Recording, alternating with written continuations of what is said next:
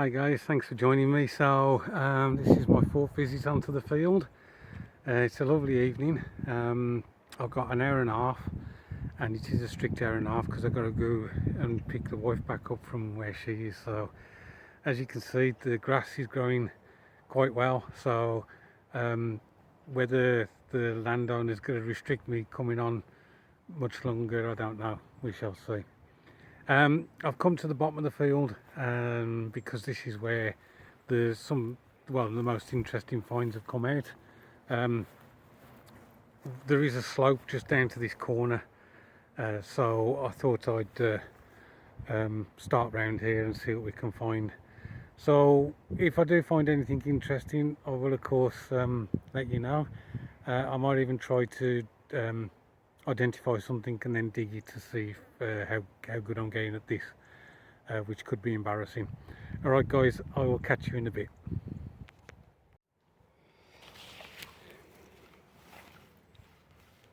Okay guys, so we have something here.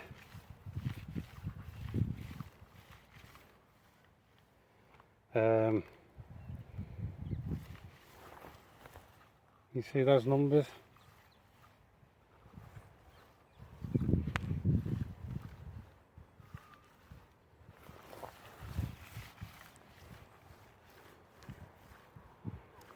So that may be a coin. Shall we give it a dig?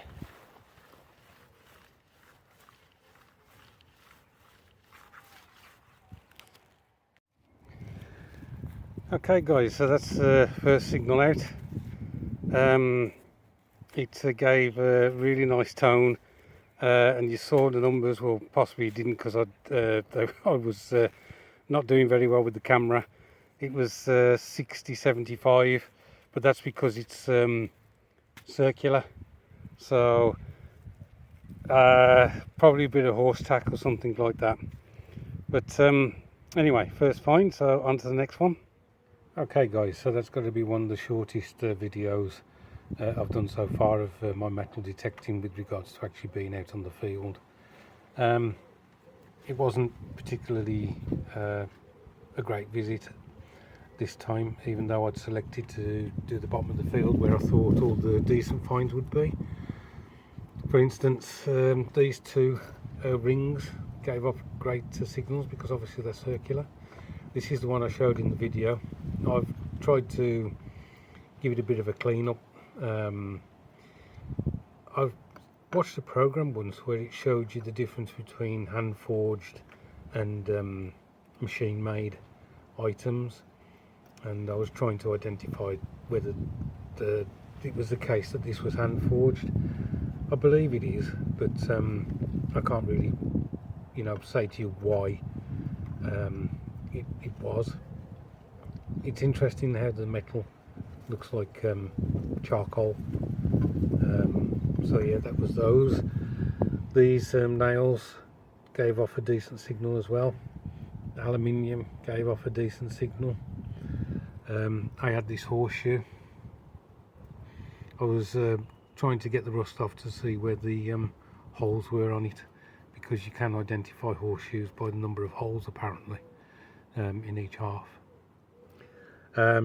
This is a very heavy piece of it's almost like, must be iron slag or something. These over here were almost my first introduction into coke. They're all very light, but they all gave off a 21 or something signal. So yeah, so from this batch here you can see how many holes I actually dug on that particular visit. There were two items that intrigued me, and what I'll do is I'll show you those now. So the first item is this square nail. I think this is my first ever square nail that I've found. Now it's quite short, so I did wonder whether it was a nail for a horseshoe at some point. So this would have been hand forged. So yeah, there's that one. The next one is this piece of pottery.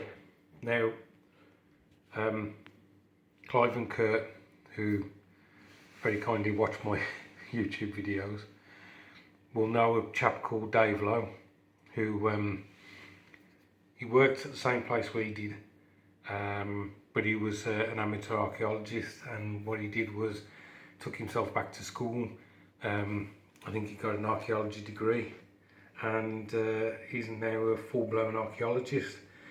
And we used to chat quite a bit with him, and I used to mention to him that I would find shards of this this pottery that's got black enamelling on the inside, or glazing. So that's the exterior, and that would be the interior. And Dave said that he used to find quite a bit of it as well, and that at some point he was thinking of doing a paper on it, because he doesn't think anybody's actually done any research into this. I think it's black slipware it's referred to,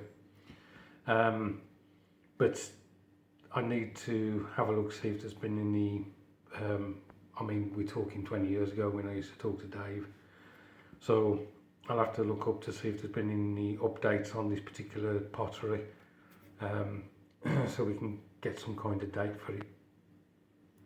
So those were the only two interesting items. As I say, I'll put the nail back there. The horseshoe, if I was able to get all that rust off and leave it in a reasonable condition so that I could look at it a bit more, then that may have led to further research, but unfortunately I can't. Right guys, that's it. Thanks ever so much for watching. I hope you are all well and your weekend is going well. Look after yourselves, and I'll catch up with you soon.